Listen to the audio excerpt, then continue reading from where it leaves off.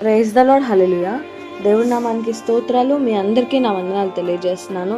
ఈ దినం కొరకు దేవుడు సిద్ధపరిచినటువంటి మాటలు. ప్రియ సహోదరి సహోదరుడా, మన జీవితంలో అనేక సార్లు దేవుణ్ణి సన్నిధిలో ప్రార్థన చేసేటువంటి ఇది కేవలం భౌతిక సంబంధమైన వాటి గురించి ప్రార్థన చేసే వ్యక్తులుగా మనం ఉంటాము.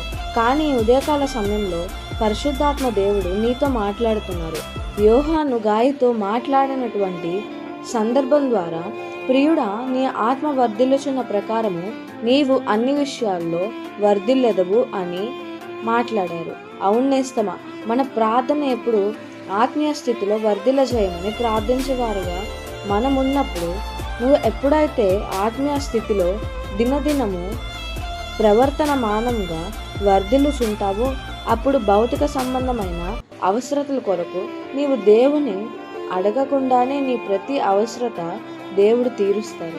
అందుకే యేసయ్య మాట్లాడుతున్నారు, మొదటిగా నా నీతిని రాజ్యాన్ని మీరు వెదికినట్లయితే అప్పుడు మీరు అడగకుండానే సమస్తము మిమ్మల్ని వెంబడిస్తాయి.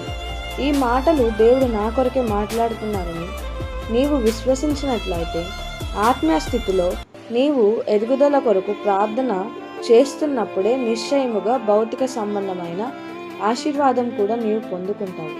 అట్టి కృప దేవునికి దయచేయునుగాక. ఆమేన్.